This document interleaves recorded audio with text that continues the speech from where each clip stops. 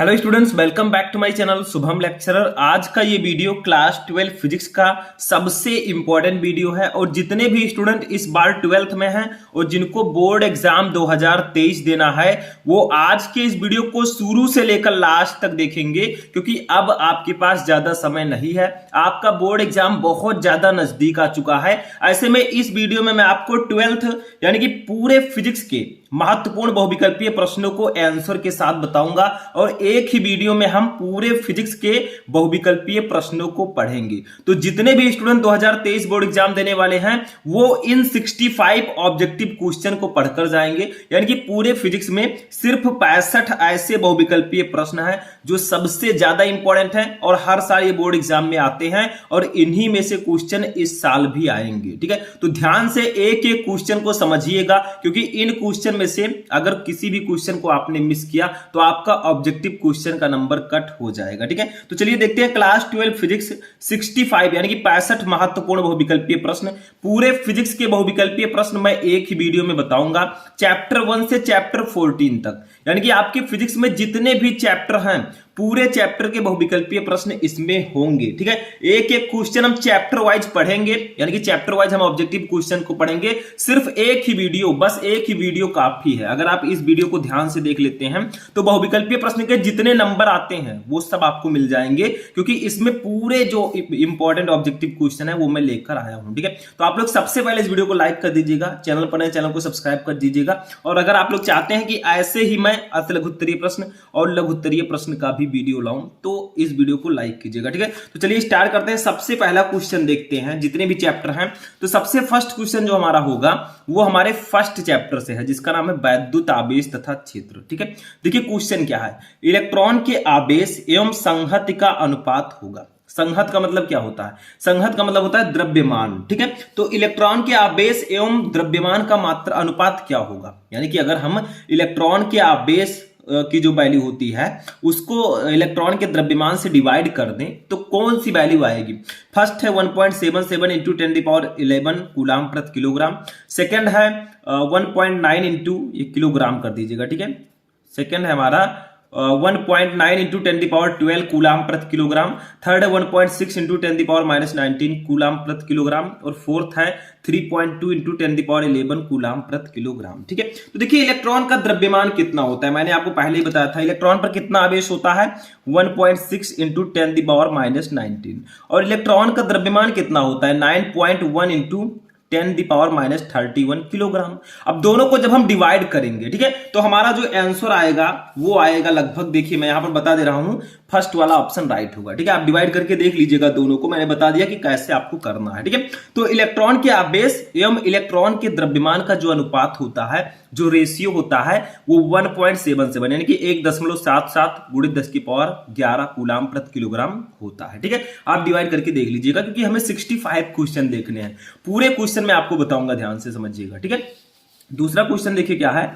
विद्युत फ्लक्स का मात्रक है, जो विद्युत फ्लक्स होता है फाई। ठीक है, इसका मात्रक क्या होता है? तो फर्स्ट है न्यूटन प्रति कूलाम, सेकंड है वोल्ट मीटर, थर्ड है वोल्ट प्रति मीटर और फोर्थ है न्यूटन मीटर प्रति कूलाम। ठीक है, तो विद्युत फ्लक्स का जो मात्रक होता है वो वोल्ट मीटर होता है, तो इसमें सेकंड वाला ऑप्शन राइट होगा। अब न्यूटन प्रति किलोग्राम तो आपको पता है ये विद्युत क्षेत्र की तीव्रता का मात्रक होता है। ठीक है, तो इस सेकंड वाला ऑप्शन इसमें राइट होगा। अच्छा, तीसरा देखिए क्या है। वैद्युत क्षेत्र की तीव्रता का मात्रक है। अब वैद्युत क्षेत्र की तीव्रता का मात्रक क्या होगा, मैं साइड में यहां पर बता दे रहा हूं। देखिए वैद्युत क्षेत्र की तीव्रता को हम ई से प्रदर्शित करते हैं। ई इक्वल टू होता है एफ अपान क्यू नॉट। ठीक है, या एफ अपान क्यू भी लिख सकते हैं। तो देखिए एफ है न्यूटन, बल का मात्रक हो जाएगा न्यूटन। ठीक है, और प्रति देखिए क्यू क्या है? आवेश है, आवेश का मात्रक होगा कूलाम। तो बताइए विद्युत क्षेत्र की तीव्रता का मात्रक क्या हो जाएगा? तो ये न्यूटन प्रति कूलाम इसका राइट आंसर होगा। ठीक है, तो अगर आपको फॉर्मूला पता है तो उसका आंसर आप बहुत आसानी से, यानी उसका मात्रक और उसकी विमा आप निकाल सकते हैं। ठीक है, 4 नंबर क्वेश्चन देखिए, सेकंड चैप्टर से है ये, विद्युत विभव से, स्थिर विद्युत विभव तथा धारिता से। ठीक है, देखिए क्या है, वैद्युत विभव का मात्रक होता है। तो ऐसे ही हम उसका भी निकाल लेंगे। विद्युत विभव का फॉर्मूला क्या होता है अगर आपको पता है तो बहुत आसानी से आप निकालेंगे। देखिए V इक्वल टू होता है W अपान Q। अब W क्या है? W है कार्य, कार्य का मात्रक होगा जूल। ठीक है, जूल प्रति Q क्या है? आवेश, आवेश का मात्रक होगा कूलाम। तो जूल प्रति कूलाम इसका राइट आंसर होगा। तो ऑप्शन नंबर जो आपका फर्स्ट है ये राइट होगा, ठीक है, जूल प्रति कूलाम। बाकी जूल इंटू कूलाम होगा नहीं, कूलाम तो आवेश का मात्रक है, न्यूटन प्रति कूलाम जो है ये वैद्युत क्षेत्र की तीव्रता का मात्रक है, ठीक है। तो ये फर्स्ट वाला ऑप्शन इसका राइट होगा। और वैद्युत विभव का मात्रक वोल्ट भी होता है, तो इसमें वो ऑप्शन है नहीं, तो ये फर्स्ट वाला ऑप्शन आपका राइट होगा, ठीक है। ऐसे नेक्स्ट क्वेश्चन देखते हैं, 5 नंबर क्वेश्चन, एक एक को नोट कर लीजिएगा आप।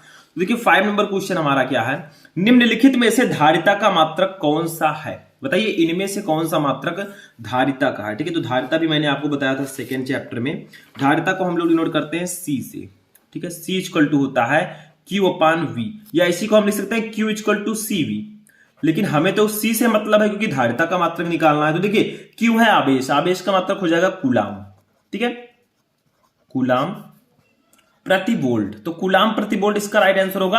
या इसका मात्रक फैराड होता है, फैराड भी हम इसको लिख सकते हैं, लेकिन फैराड हमारे ऑप्शन में है नहीं, तो कौन सा ऑप्शन राइट होगा यहाँ पर, कूलाम प्रति वोल्ट इसका राइट हो जाएगा। तो 5 का 4 नंबर ऑप्शन राइट होगा, ठीक है। अच्छा 6 नंबर देखिए क्या है, वायु में रखे 2 धनावेशों के मध्य परावैद्युत पदार्थ रख देने पर इनके बीच प्रतिकर्षण बल का मान, यानी कि अगर मान लीजिए वायु है, ठीक है, और उसमें 2 धनावेश रखे हैं, तो अगर उनके बीच हम परावैद्युत पदार्थ रख दें तो इनके बीच जो प्रतिकर्षण बल का मान है उस पर क्या प्रभाव पड़ेगा, ठीक है। तो फर्स्ट है बढ़ जाएगा, सेकंड है घट जाएगा, थर्ड है वही रहेगा, फोर्थ है शून्य, ठीक है। तो इसका राइट आंसर होगा ऑप्शन नंबर सेकंड घट जाएगा। अगर वायु में रखे 2 धनावेशों के बीच परावैद्युत पदार्थ रख देंगे तो इनके बीच प्रतिकर्षण बल का मान कम हो जाएगा या फिर घट जाएगा, ठीक है। अच्छा 7 नंबर क्वेश्चन देखिए एक एक को ध्यान से समझिएगा। 7 नंबर देखिए, 100 माइक्रोफैराड धारिता वाले संधारित्र को 10 वोल्ट तक आवेशित करने पर उसमें संचित ऊर्जा, यहां पर ऊर्जा कर दीजिएगा, ये देखिए ऊर्जा होगी, यानी कि अगर 100 माइक्रोफैराड धारिता वाला संधारित्र है, इसको 10 वोल्ट तक आवेशित करें तो उसमें संचित ऊर्जा क्या होगी, ठीक है। तो ऊर्जा हम निकाल सकते हैं, मैंने बताया था ऊर्जा निकालने का एक फॉर्मूला U इक्वल टू हो जाएगा 1/2 CV स्क्वायर, ठीक है, 1/2 CV स्क्वायर, ठीक है। तो 1/2 तो हमारा ऐसे ही रहेगा। C के जगह पर हम क्या लिखेंगे, देखिए 100 माइक्रोफैराड है, माइक्रोफैराड को फैराड में जब बदलेंगे तो माइक्रो को बदलते हैं तो -6 से गुणा कर देते हैं, ठीक है, इंटू V की वैल्यू 10 वोल्ट दिया गया, तो 10 का स्क्वायर है तो 2 बार 10 लिख देंगे, ठीक है, हो गया। अब यहाँ पर करना क्या है हमें, देखिए यहाँ पर देखिए पहले यहाँ जो दिया गया है उसके अकॉर्डिंग हमें करना है, ठीक है। तो 2 से इसको कट कर देंगे, ये 5 हो जाएगा, ठीक है। यहाँ पर U इक्वल टू हमारा आ जाएगा, देखिए 100 का 10 से गुणा होगा तो इसको क्या लिख सकते हैं 1000, ठीक है।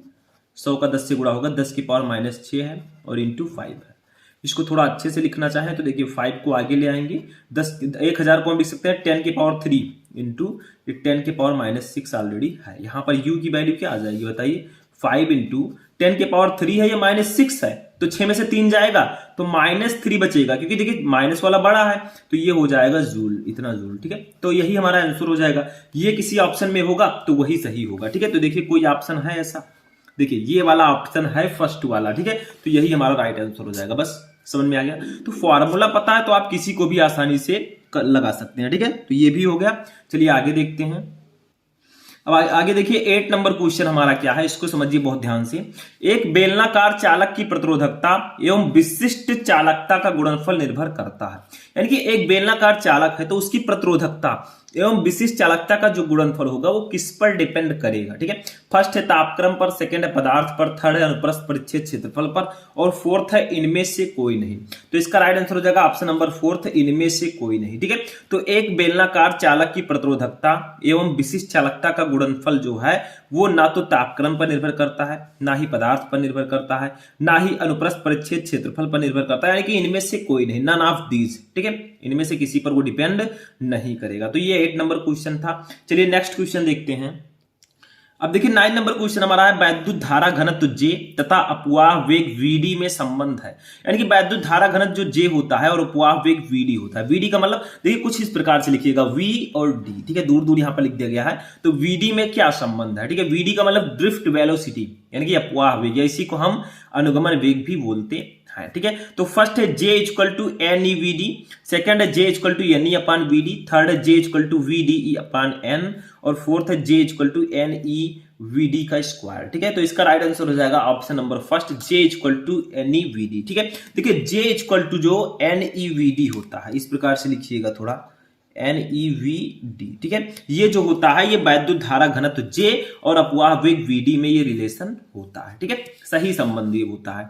10 नंबर देखिए, समांतर क्रम में जुड़े 10 ओम के दो प्रतिरोधों का तुल्य प्रतिरोध होगा। यानी कि अगर समांतर क्रम में जुड़े 10 ओम के दो प्रतिरोध हैं, ठीक है, तो उनका तुल्य प्रतिरोध क्या होगा। तो इसमें भी कुछ नहीं है, बहुत सिंपल सा है। देखिए दो प्रतिरोध हमें दिए गए, एक को R1 मान लेते हैं, एक को R1 इक्वल टू 10 ओम है, R2 इक्वल टू भी 10 ओम है, ठीक है, R2 इक्वल टू 10 ओम, ठीक है। अब देखिए यहां पर जब हम इसको समांतर क्रम में जोड़ेंगे तो इसका फार्मूला होगा 1/R equal to 1/R1 plus 1/R2, ठीक है, दोनों को जोड़ देंगे तो सिंपल सा है। 1/R1 है तो R1 की जगह पर 10 लिख देंगे, प्लस R2 है, R2 की जगह पर भी 10 लिख देंगे, ठीक है।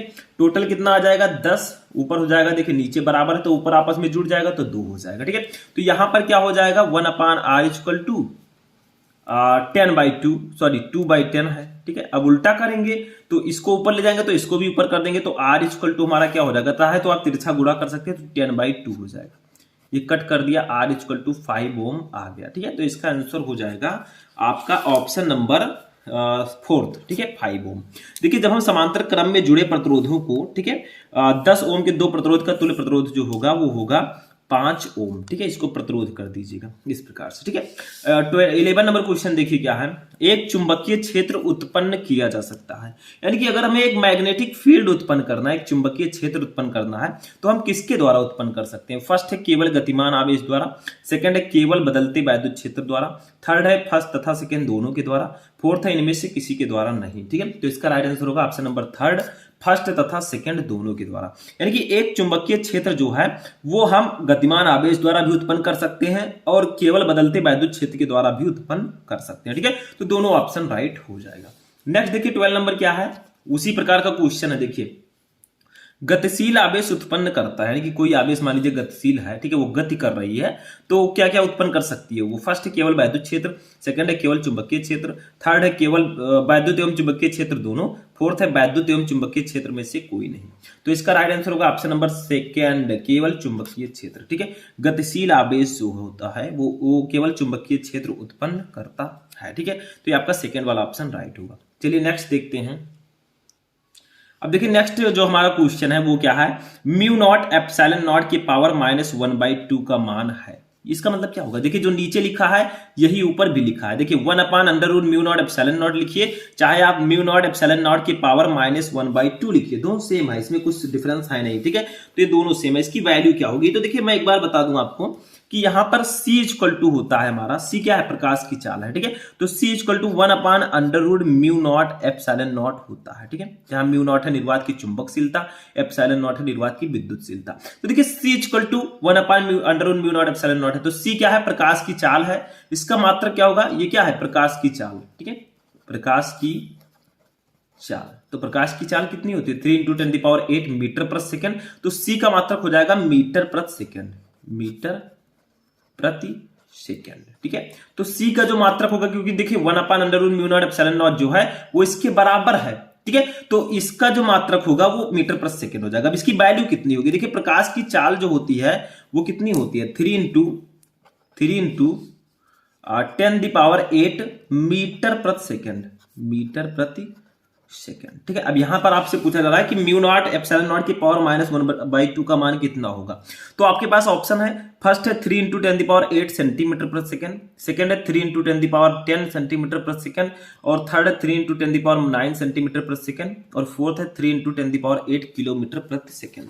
आप लोग कहेंगे सर इसका तो मात्रक होता है मीटर प्रति सेकंड, तो यहाँ पर मीटर प्रति सेकंड किसी में है नहीं, ठीक है। तो क्या करेंगे हम लोग, देखिए यहाँ पर इसको हम इस प्रकार से भी लिख सकते हैं, C इक्वल टू 3 × ठीक है। इसमें आपका जो ऑप्शन नंबर कौन सा राइट होगा, इसमें आपका ऑप्शन नंबर 2 राइट होगा, ठीक है। क्योंकि अगर देखिए यहां पर हम सेंटीमीटर में लिखेंगे तो 10⁸ की जगह पर 10⁻10 लिखेंगे, ठीक है, सेंटीमीटर में अगर लिखना है। अगर मान लीजिए हमें मीटर में लिखना है तो यहां पर 10⁸ लिखेंगे, ये ध्यान रखिएगा, ठीक है। तो ये आपका हो जाएगा। अब इसका मात्रक क्या होगा, तो मात्रक तो सिंपल सा है, इसका मात्रक क्या हो जाएगा, ये C के बराबर होता है प्रकाश की चाल के, तो प्रकाश की चाल का मात्रक होता है मीटर प्रति सेकंड। तो इसका सेकंड वाला ऑप्शन राइट होगा, ठीक है। 1/√μ0 का मात्रक है मीटर प्रति सेकंड, ठीक है। अच्छा 15 नंबर देखिए, चुंबकीय क्षेत्र की तीव्रता का मात्रक होता है, जो चुंबकीय क्षेत्र की तीव्रता होती है इसका मात्रक क्या होता है, B, ठीक है। तो देखिए इसका मात्रक होता है, ऑप्शन नंबर इसका राइट होगा, ऑप्शन नंबर सेकंड, ठीक है, वेबर प्रति मीटर स्क्वायर।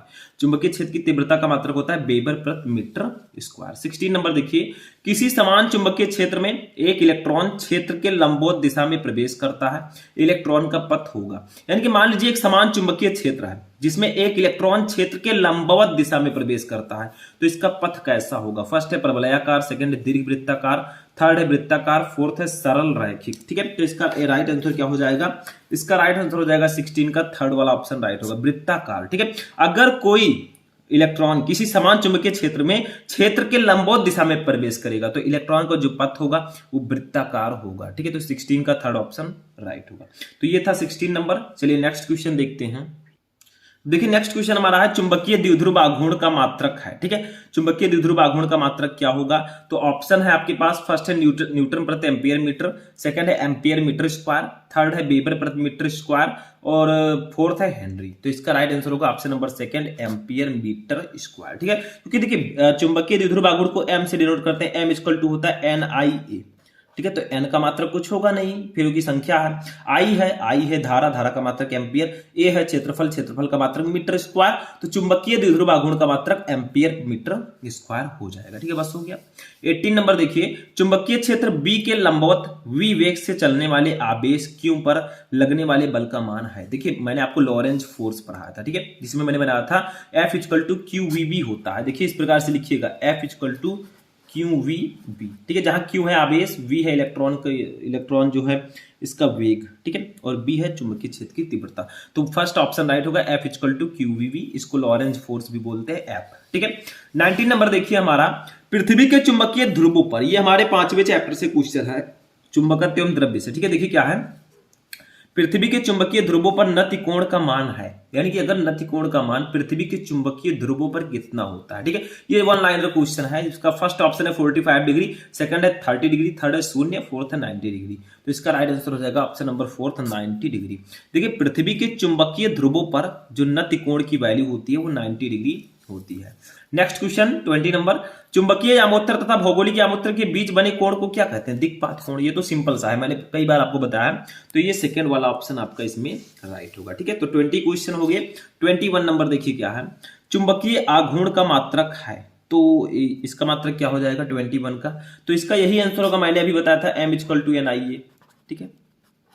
तो ये आपका I है किसका मात्रक, ये है धारा, धारा का मात्रक एम्पियर, A है क्षेत्रफल, क्षेत्रफल का मात्रक मीटर स्क्वायर। 22 देखिए, लेंज का नियम किसके संरक्षण के नियम के अनुरूप उत्पन्न होता है? यानी कि जो लेंज का नियम है वो किसके संरक्षण के नियम के अनुरूप उत्पन्न होता है? फर्स्ट है आवेश, सेकंड है संवेग, थर्ड है ऊर्जा, फोर्थ है द्रव्यमान। तो देखिए जो लेंज का नियम होता है वो ऊर्जा संरक्षण के सिद्धांत पर कार्य करता है, ऊर्जा संरक्षण के अनुरूप उत्पन्न होता है। 23 नंबर देखिए, प्रेरित वैद्युत धारा की दिशा का पता चलता है किसके द्वारा? प्रेरित विद्युत धारा का दिशा किसके द्वारा पता चलता है? फर्स्ट है लेंज के नियम द्वारा, सेकंड है फ्लेमिंग के बाएं हाथ के नियम द्वारा, थर्ड है बायो-सेवर्ट के नियम द्वारा, फोर्थ है एम्पियर के नियम द्वारा। तो इसका राइट आंसर होगा ऑप्शन नंबर फर्स्ट, लेंज के नियम द्वारा। देखिए प्रेरित धारा की दिशा सदैव ऐसी होती है कि ये उसी कारण का विरोध करती है जिसके कारण यह स्वयं उत्पन्न होती है, ठीक है। नेक्स्ट देखिए 24 नंबर, लेंज के वैद्युत चुंबकीय फ्लक्स प्रेरण के नियमानुसार इनमें से क्या सत्य है? देखिए लेंज के वैद्युत चुंबकीय फ्लक्स के प्रेरण, लेंज के नियम के अनुसार क्या सत्य है? मैंने आपको बताया कि लेंज का नियम जो है वो ऊर्जा संरक्षण के अनुरूप कार्य करता है, तो इसका राइट आंसर हो जाएगा थर्ड, ऊर्जा का संरक्षण, ठीक है। ये ऑप्शन आपका राइट हो जाएगा 24 का, ठीक है। चलिए आगे बढ़ते हैं, नेक्स्ट क्वेश्चन देखते हैं। 25 नंबर देखिए, हेनरी प्रति मीटर मात्रक है, यानी कि हेनरी प्रति मीटर जो है ये किसका मात्रक होता है?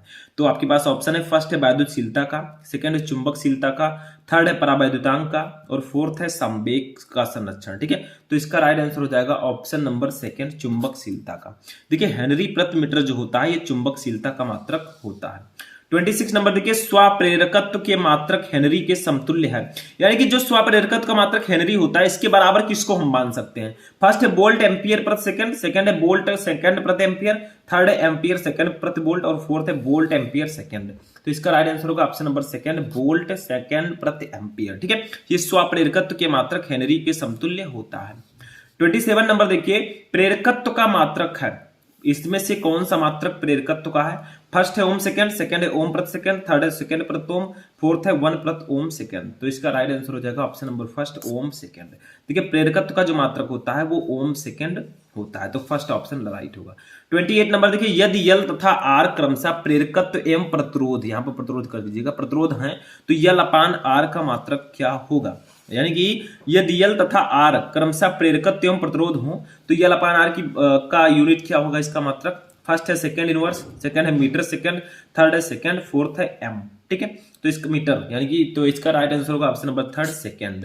यदि यल अपान आर, यल तथा आर क्रमशः प्रेरकत्व एवं प्रतिरोध के मात्रक हो तो यल अपान आर का जो मात्रक होगा वो क्या होगा, सेकंड होगा। ठीक है, क्यों होगा, क्योंकि देखिए प्रेरकत्व का मात्रक मैंने ऊपर बताया, देखिए ओम सेकंड होता है और आर का मात्रक क्या होता है बताइए, ओम होता है। तो ओम सेकंड ऊपर हो जाएगा, नीचे ओम हो जाएगा, तो ओम से ओम कैंसिल, केवल सेकंड बचेगा। ठीक है, तो थर्ड ऑप्शन राइट होगा।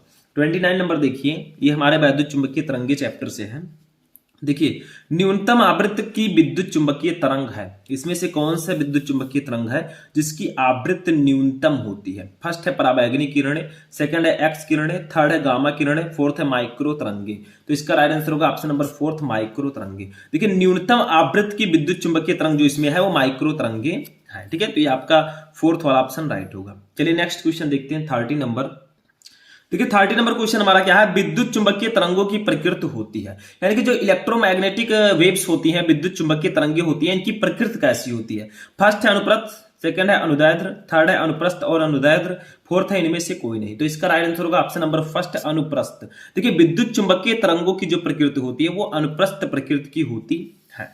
31 नंबर देखिए, निम्नलिखित में से कौन विद्युत चुंबकीय तरंगे नहीं है। इनमें से कौन सी तरंग है जो विद्युत चुंबकीय तरंगे नहीं है। फर्स्ट है गामा किरणें, सेकंड है एक्स किरणें, थर्ड है अवरक्त किरणें, फोर्थ है बीटा किरणें। तो इसका राइट आंसर होगा ऑप्शन नंबर फोर्थ, बीटा किरणें। इन चारों में से जो बीटा किरणें हैं ये विद्युत चुंबकीय तरंगे नहीं है। 32 नंबर देखिए क्या है, विद्युत चुंबकीय तरंगें उत्पन्न होती हैं, यानी कि जो इलेक्ट्रोमैग्नेटिक वेव्स होती हैं किसके द्वारा ये उत्पन्न होती हैं। ठीक है, फर्स्ट है स्थिर आवेश द्वारा, सेकंड है नियत वेग से गतिशील आवेश द्वारा, थर्ड है त्वरित आवेश द्वारा, फोर्थ है आवेशहीन कर्ण द्वारा। ठीक है, तो इसका राइट आंसर होगा ऑप्शन नंबर थर्ड, त्वरित आवेश द्वारा। यानी कि जो विद्युत चुंबकीय तरंगें उत्पन्न होती हैं वो त्वरित आवेश के द्वारा उत्पन्न होती हैं। ठीक है, 33 नंबर देखिए, सबसे अधिक आवृत्ति की तरंग है, इसमें से कौन सी तरंग है जो सबसे अधिक आवृत्ति की है, जिसका फ्रीक्वेंसी सबसे ज्यादा होता है। फर्स्ट है पराबैंगनी तरंगे, सेकंड है गामा तरंगे, थर्ड है दृश्य प्रकाश तरंगे, फोर्थ है रेडियो तरंगे। तो इसका राइट आंसर होगा ऑप्शन नंबर सेकंड, गामा तरंगे। ठीक है, इसमें से जो गामा तरंगे हैं इनकी जो आवृत्ति होती है वो सबसे अधिक होती है। ठीक है, तो 33 का सेकंड ऑप्शन राइट होगा। ऐसे 34 नंबर देखिए क्या है, जब कोई तरंग किसी माध्यम में प्रवेश करती है तो परिवर्तन नहीं होता है, यानी कि जब कोई तरंग किसी माध्यम में प्रवेश करेगी तो इनमें से किसमें परिवर्तन नहीं होगा। फर्स्ट है तरंग की आवृत्ति का, सेकंड है तरंग दैर्ध्य का, थर्ड है तरंग के वेग का, फोर्थ है तरंग के आयाम पर। ठीक है, तो इसका राइट आंसर होगा ऑप्शन नंबर फर्स्ट, तरंग की आवृत्ति का। यानी कि जब कोई तरंग किसी माध्यम से किसी माध्यम में प्रवेश करती है तो जो तरंग की आवृत्ति होती है इसमें कोई चेंजेस नहीं होता। ठीक है, 35 नंबर देखिए, उत्तल लेंस की फोकस दूरी अधिकतम है, यानी कि अभी आ गए हम लोग सेकंड पार्ट में। ठीक है, जो आपका पार्ट सेकंड है और चैप्टर नंबर 9 किरण प्रकाशिकी एवं प्रकाशी केंद्र। ठीक है, हम उसमें आ गए हैं। देखिए, उत्तल लेंस की फोकस दूरी अधिकतम होती है किसके लिए। फर्स्ट है नीले प्रकाश के लिए, सेकंड है हरे प्रकाश के लिए, थर्ड है पीले प्रकाश के लिए, फोर्थ है लाल प्रकाश के लिए। तो इसका राइट आंसर हो जाएगा ऑप्शन नंबर 35 का फोर्थ ऑप्शन राइट होगा, लाल प्रकाश के लिए। ठीक है, देखिए उत्तल लेंस की जो फोकस दूरी होती है वो लाल रंग के प्रकाश के लिए सबसे अधिक होती है, यानी कि अगर रेड कलर का प्रकाश होगा, लाइट होगी, रेड लाइट, तो उसके लिए सबसे ज्यादा होगी। ठीक है, 36 नंबर देखिए, दो लेंस जिनकी शक्तियां 4D और -2D हैं। 4D का मतलब यानी कि 4 डायोप्टर और -2 डायोप्टर हैं, संपर्क में रखे हैं, संयुक्त लेंस की शक्ति होगी। तो क्या होगा, इस दोनों को ऐड कर दीजिए। ठीक है, क्योंकि मैंने आपको बताया था P = क्या होता है, P1 + P2, P1 + P2। ठीक है, तो P = P1 की वैल्यू है 4, P2 की वैल्यू है -2, तो -2 हो जाएगा। P = हमारा हो जाएगा 2 डायोप्टर।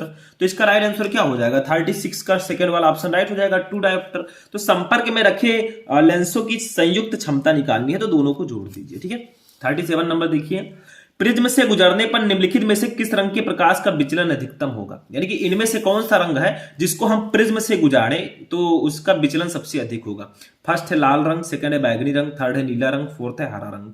तो इसका राइट आंसर होगा ऑप्शन नंबर सेकंड, बैगनी रंग। ठीक है, प्रिज्म से गुजरने पर बैगनी रंग के प्रकाश का विचलन इन चारों में से सबसे ज्यादा होगा। ठीक है, नेक्स्ट क्वेश्चन देखते हैं, 38 नंबर देखिए, प्रकाशिक तंतु में निम्न में से प्रकाश के किस गुण का प्रयोग किया जाता है? यानी कि जो ऑप्टिकल फाइबर्स होते हैं प्रकाशिक तंतु, वो प्रकाश के किस गुण का उसमें प्रयोग किया जाता है? फर्स्ट है व्यतिकरण, सेकंड है पूर्ण आंतरिक परावर्तन, थर्ड है विवर्तन, फोर्थ है प्रकीर्णन। ठीक है, तो इसका राइट आंसर हो जाएगा ऑप्शन नंबर सेकंड, पूर्ण आंतरिक परावर्तन। ठीक है, यानी कि प्रकाशिक तंतु में पूर्ण आंतरिक परावर्तन का प्रयोग किया जाता है। ठीक है, 39 नंबर देखिए, सामान्य नेत्र के लिए स्पष्ट दृष्टि की न्यूनतम दूरी है। यानी कि हमारे नेत्र की स्पष्ट दृष्टि की न्यूनतम दूरी क्या है? स्पष्ट दृष्टि की न्यूनतम दूरी का मतलब जहां तक हम एकदम स्पष्ट देख सकें। ठीक है, तो फर्स्ट है अनंत, सेकंड है 50 सेंटीमीटर, थर्ड है 25 सेंटीमीटर, फोर्थ है 75 सेंटीमीटर। तो इसका राइट आंसर हो जाएगा ऑप्शन नंबर थर्ड, 25 सेंटीमीटर। स्पष्ट दृष्टि की जो न्यूनतम दूरी होती है वो लगभग 25 सेंटीमीटर होती है, ये याद रखिएगा। ठीक है, कई प्रकार से क्वेश्चन आते हैं। 40 नंबर देखिए, नेत्र लेंस की प्रकृति होती है, जो हमारा नेत्र लेंस है, जो हमारी आईज हैं, आंखें हैं, इसमें जो लेंस है उसकी प्रकृति कैसी होती है? फर्स्ट है अभिसारी, सेकंड अपसारी, थर्ड अपसारी और अपसारी दोनों, फोर्थ है इनमें से कोई नहीं। तो इसका राइट आंसर हो जाएगा ऑप्शन नंबर फर्स्ट, अभिसारी। ठीक है, जो नेत्र लेंस होता है, आंख का जो लेंस होता है, इसकी प्रकृति जो होती है वो अभिसारी होती है। ठीक है, 41 नंबर देखिए, एक प्रकाश किरण वायु से जल में प्रवेश करती है, निम्नलिखित में से कौन सा अपरिवर्तित रहेगा? यानी कि अगर एक प्रकाश किरण वायु से जल में प्रवेश करे तो इसमें से कौन सा गुण अपरिवर्तित रहेगा? फर्स्ट है वेग, सेकंड है आयाम, थर्ड है तरंगदैर्घ्य, फोर्थ है आवृत्ति। तो इसका राइट आंसर होगा ऑप्शन नंबर फोर्थ, आवृत्ति। देखिए, आवृत्ति जो होती है, मान लीजिए कोई प्रकाश है, वो किसी एक माध्यम से दूसरे माध्यम में जाती है तो उसके आवृत्ति में कोई परिवर्तन नहीं होगा, और मान लीजिए किसी माध्यम में प्रवेश करती है तभी आवृत्ति जो फ्रीक्वेंसी होती है उसमें चेंजेस नहीं होता है। ठीक है, तो ये आपका ऑप्शन नंबर फोर्थ राइट हो जाएगा। चलिए नेक्स्ट क्वेश्चन देखते हैं। अब देखिए 42 नंबर क्वेश्चन है, जब एक प्रकाश किरण वायु से कांच में जाती है तो उसकी क्या कम हो जाएगी? मान लीजिए कि एक प्रकाश किरण है जो वायु में है, उसका माध्यम वायु है, वो वायु से ग्लास में जा रही है, कांच में जा रही है, तो उसमें क्या परिवर्तन होगा? फर्स्ट है तरंगदैर्घ्य कम हो जाएगी, सेकंड है तरंगदैर्घ्य बढ़ जाएगी, थर्ड है आवृत्ति बढ़ जाएगी, फोर्थ है ना तो तरंगदैर्घ्य ना ही आवृत्ति बदलती है। ठीक है, तो इसका राइट आंसर क्या होगा? इसका राइट आंसर होगा 42 का फर्स्ट ऑप्शन राइट होगा, तरंगदैर्घ्य कम हो जाएगा। जब एक प्रकाश किरण वायु से कांच में प्रवेश करेगी तो उसका जो वेव लेंथ है, उसकी जो तरंगदैर्घ्य है वो कम हो जाती है। ठीक है, 43 नंबर देखिए, जल की सतह पर तेल की पतली परत बिछी हुई है, सूर्य के प्रकाश में इस सतह पर सुंदर रंग दिखाई देने का कारण है। यानी कि तरंग प्रकाश की चैप्टर का क्वेश्चन है, 10 नंबर चैप्टर, कि जल की सतह पर तेल की पतली परत बिछी हुई है। मान लीजिए पानी है, उस पर तेल की पतली परत बिछी हुई है, तो जब सूर्य का प्रकाश उस पर पड़ता है तो वो सुंदर चमकीला सा दिखाई देता है। ऐसा क्यों होता है? फर्स्ट है प्रकाश के वर्ण विक्षेपण के कारण, सेकंड है प्रकाश का ध्रुवण, थर्ड है प्रकाश का व्यतिकरण, फोर्थ है प्रकाश का विवर्तन। ठीक है, तो इसका राइट आंसर हो जाएगा ऑप्शन नंबर थर्ड, प्रकाश का विवर्तन। देखिए, जल की सतह पर तेल की पतली परत अगर बिछी हुई है तो सूर्य के प्रकाश में इस सतह पर सुंदर रंग दिखाई देने का जो कारण है वो प्रकाश का व्यतिकरण है।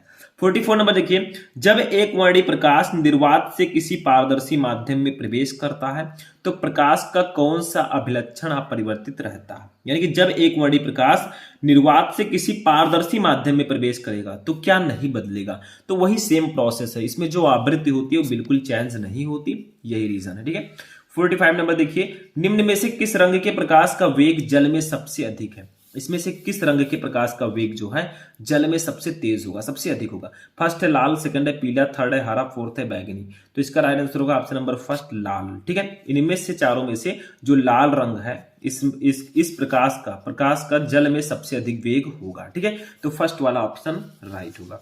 नेक्स्ट क्वेश्चन देखते हैं क्या है, 46 नंबर देखिए, किसी गतिमान कण से संबंध डी ब्रॉगली तरंगदैर्घ्य की तरंगदैर्घ्य निर्भर नहीं करती। यानी कि जो डी ब्रॉगली तरंगदैर्घ्य है, ठीक है, lambda equal to H upon P, या इसी को लिख सकते हैं lambda equal to H upon M B. ठीक है, तो पूछा जा रहा है कि किसी गतिमान कण से संबंध डी ब्रॉगली तरंग की तरंगदैर्घ्य निर्भर नहीं करती। किस पर निर्भर नहीं करती? फर्स्ट है द्रव्यमान पर, सेकंड है आवेश पर, थर्ड है वेग पर, फोर्थ है संवेग पर।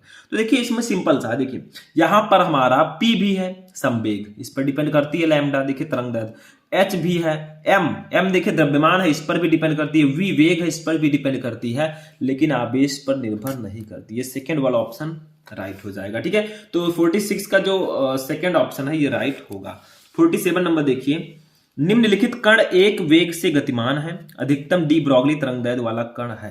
यानी कि ये चारों जो कण है ये एक ही वेग से गतिमान है, एक ही वेग से चल रहे हैं, तो सबसे अधिक डी ब्रॉगली तरंगदैर्घ्य किसका होगा? फर्स्ट है इलेक्ट्रॉन, सेकंड है प्रोटॉन, थर्ड है न्यूट्रॉन और फोर्थ है अल्फा कण। इस प्रकार से ये अल्फा, ठीक है। तो इसका राइट आंसर हो जाएगा ऑप्शन नंबर फर्स्ट, इलेक्ट्रॉन। अगर इलेक्ट्रॉन, प्रोटॉन, न्यूट्रॉन, अल्फा कण एक ही वेग से गतिमान है तो सबसे अधिक डी ब्रॉगली तरंगदैर्घ्य इलेक्ट्रॉन का होगा, ठीक है। ऐसे 48 नंबर देखिए, यदि किसी कण का संवेग दोगुना कर दिया जाए तो इसकी डी ब्रॉगली तरंगदैर्घ्य होगी। तो लैम्डा इक्वल टू क्या होता है? ये जापान पी, ठीक है।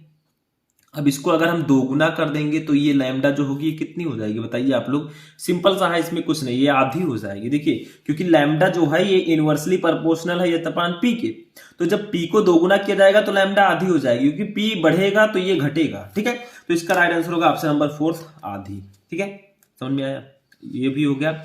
आगे देखिए नेक्स्ट 49 नंबर देखिए, फोटान का विराम द्रव्यमान होता है, फोटान का विराम द्रव्यमान कितना होता है? तो वो 0 होता है, ठीक है। तो 49 का ये ऑप्शन राइट हो जाएगा। 50 नंबर देखिए, लैम्डा तरंगदैर्घ्य के फोटान की ऊर्जा है, यानी कि लैम्डा तरंगदैर्घ्य का जो फोटान होता है इसकी ऊर्जा का फॉर्मूला क्या होता है? तो इसका राइट आंसर क्या हो जाएगा? ऑप्शन नंबर सेकंड, hc/लैम्डा, ठीक है। तो सेकंड वाला ऑप्शन राइट होगा। यहाँ पर h है प्लांक नियतांक, c है प्रकाश की चाल, लैम्डा है तरंगदैर्घ्य, ठीक है। तो ये आपका सेकंड वाला ऑप्शन राइट हो जाएगा।